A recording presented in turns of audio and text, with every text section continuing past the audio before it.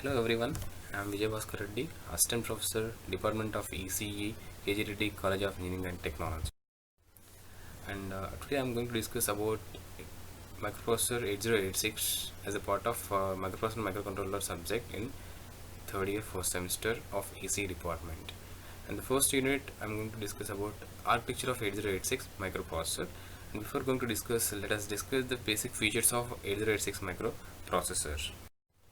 Yeah, here these are the list of features listed out here, but more number of features we have, but more important features we listed out here. Those are like basically 8086 is a 16-bit microprocessor. The 16-bit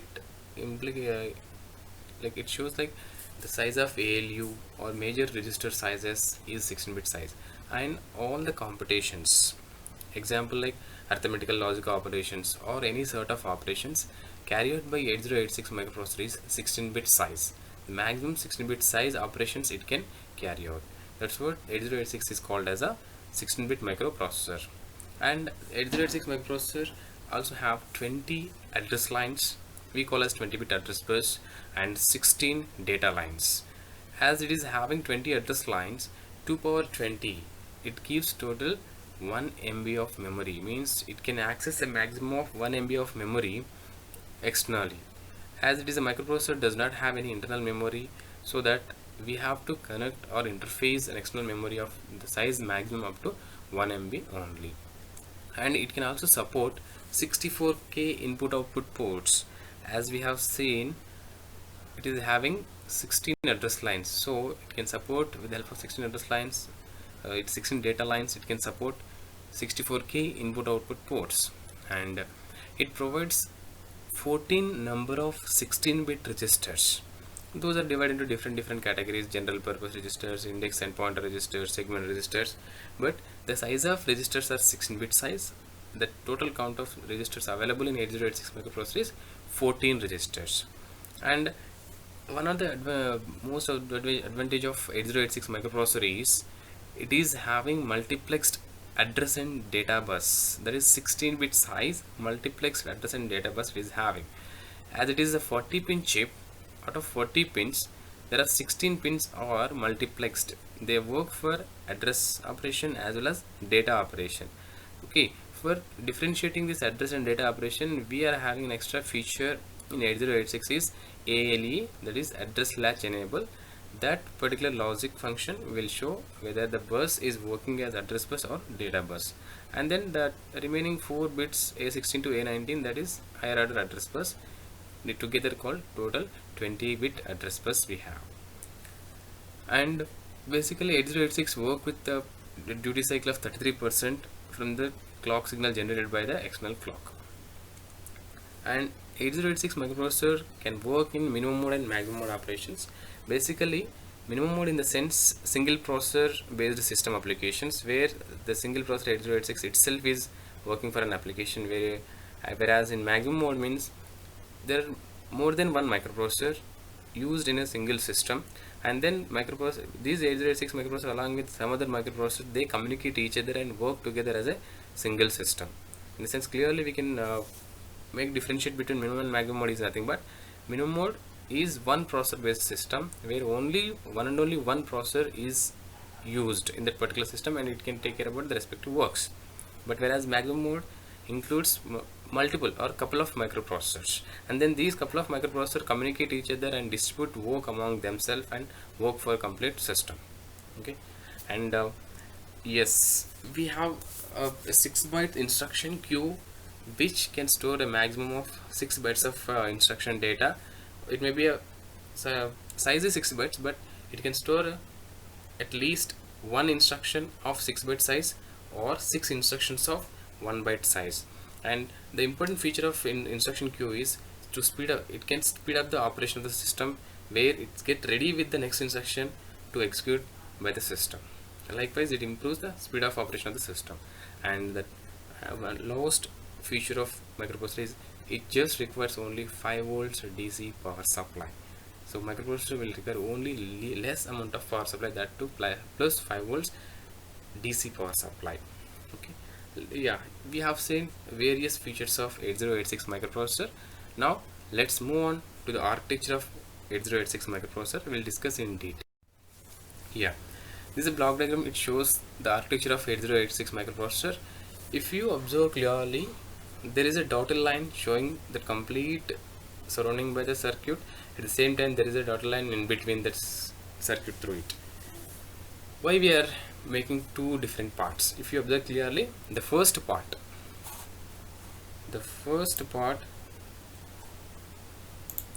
yes, this first part, which is called as bus interface unit, and the second part is called as execution unit. So why microprocessor is divided into two different parts? One is bus interface unit. Bus interface unit.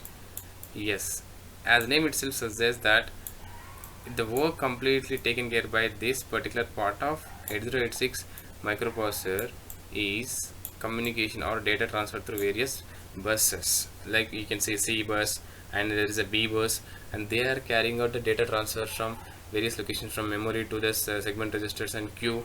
From there it will send to the execution unit. Okay, yeah, here it is execution unit, right? Execution unit. Okay, why the architecture of microprocessor is divided into two different parts? Because 8086 microprocessor follows two-stage pipelining mechanism. As earlier we discussed about pipelining mechanism, that is the mechanism where multiple instructions are undergoes through the various levels of execution. Nothing but as first instruction fetched, then second instruction will be get ready for fetching operation. When first instruction goes to decode and execution process, then second instruction will be fetched. Simultaneously instruction will be keep on fetching, and then when previous instructions are under decoding and execution process, this makes or this improves system speed and performance a lot. Different microprocessors use different levels of pipelining stages, various levels of pipelining stages like 3-stage, 4-stage, 5-stage pipelining. Each stage, when it increasing, the speed of operation or the execution speed of operation of the circuit or the processor going to increase. Means the execution, it can execute multiple instructions within a cycle, mission cycle, right? So here, as a 8086 microprocessor following two-stage pipelining concept, that's what, based on the two-stage pipelining concept, the architecture of 8086 microprocessor is divided into two parts, where the first part, fetching of instruction means just giving instruction to the microprocessor to execute. Okay, which part of microprocessor is going to execute that instruction means arithmetic logic unit in the execution unit, second part of 8086 microprocessor. So that the execution process completely we will show in the execution unit, whereas the bus interface unit we will use for fetching operations. Okay, I think everyone got clear idea why microprocessor 8086 architecture divided into two parts, because it follows two-stage pipelining concept, that is fetch and execute. Pipelining concept it follows, right? Now let us discuss in detail section by section. Let us go with the first section, BIU. As name suggests, a bus interface unit. Here the various buses, they connected one to one along with this various registers, and there is another adder or summing circuit with an external memory. Yes, as I said in the features, as microprocessor is having 20 address lines, so it can access a maximum of 1 MB memory. So we can use here 1 MB of memory we can connect externally, where we can store the data required for the various operations, as well as the code, the program instructions which we have written for specific operation or application can be also be stored. Yes, we will discuss in detail later on in sessions how this entire memory is going to divide in various segments and used for different purpose of data storage and accessing. Now let us discuss in one by one that here we have total here 5 registers out of 4 are segment registers. 4 are segment registers. The 4 segment registers named as extra segment, code segment, stack segment, and data segment. Yes, each and every one having its own specific name and specific functionality. why we are using this means all are 16-bit size. We are using these 4 registers to store the base address, of the memory segmentation in the 1 MB of memory. Means we will use these 4 registers to store base address location or initial address location of the 4 segments available in the memory connected to 8086 microprocessor. Yes, the means itself, the 1 MB of memory can be divided into 4 segments called extra segment, code segment, stack segment and data segment, and each of size 64 KB. 1 MB is divided into 4 64 KB size memory locations. Each 64 KB memory location will be named as we have seen here.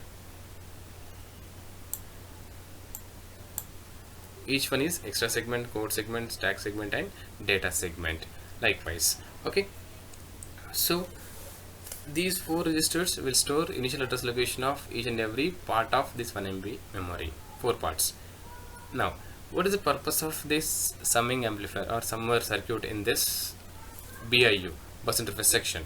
Here, the summer will add base address of the segment register as well as offset address specified in the instruction. Base address of segment registers as well as offset address specified in the instruction, and then together using offset address and the base address together it will generate physical address in the sense which is the main address location of data available in this main memory, that is 1 MB of memory. Even though this segment register shows the initial address location, and then there are 64 KB of locations each and every register having. Within 64 KB of locations, in which particular location the data is existing or the instructions or code words which we have written, the program which we have written is existing, that will be shown by generating a physical address by this summer or adder circuit.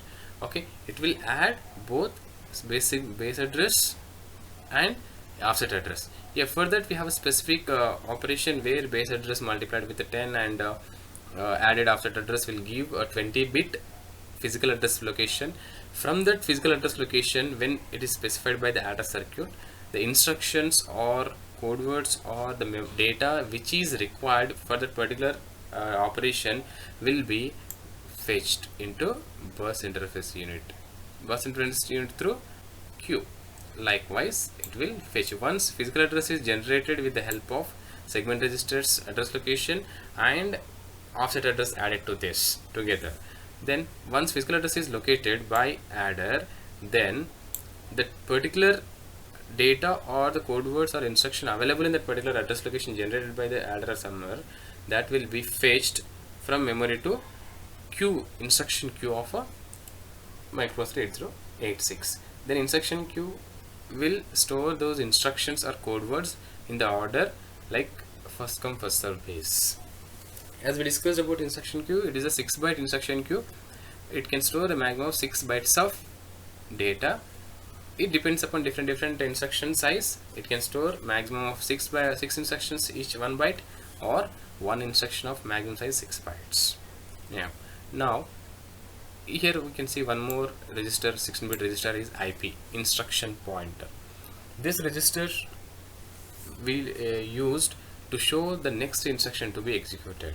Means one instruction fetched, then what is the next instruction to be fetched? That will be pointed out by this instruction pointer. Once address location is generated by the adder or summer, then the instruction pointer will be located in that particular address location of memory, whichever with the respective segment register. Likewise, bus interface unit along with segment registers and adder generate address location. From that address location, data or instruction will be fetched.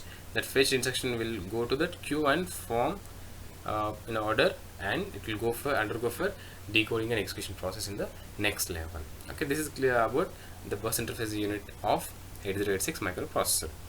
Now let us see execution unit operation. Yeah,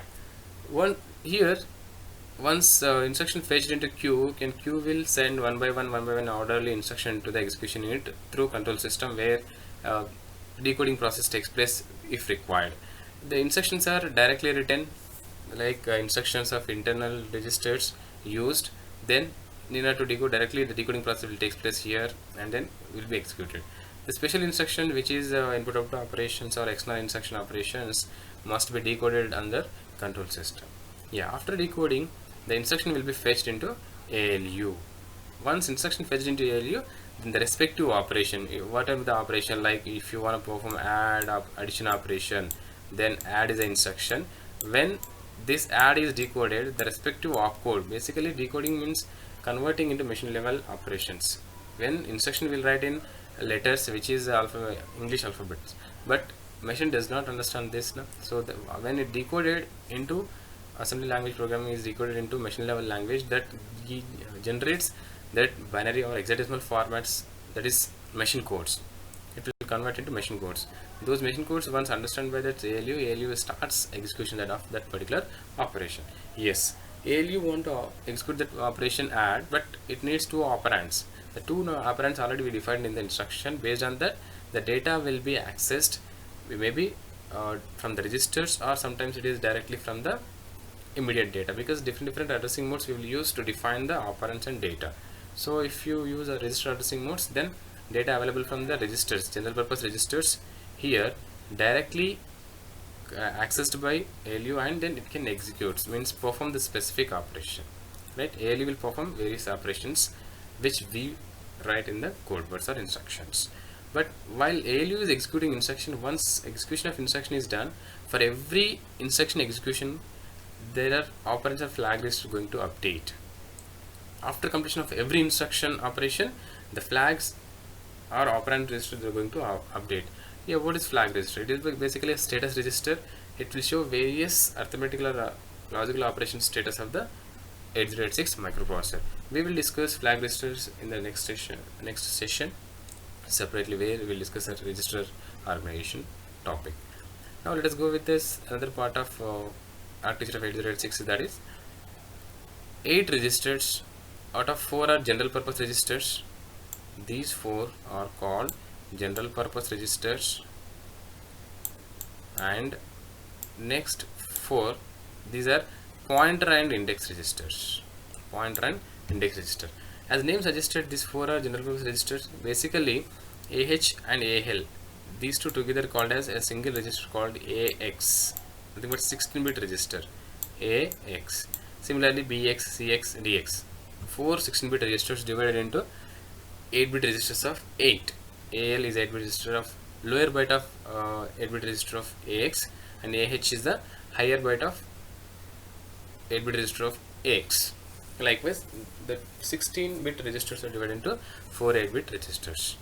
Based on the type of operation or application or data length in the particular execution process, we can use either only 8-bit register or together as a 16-bit register. If you are performing 16-bit operation, you will use AX directly.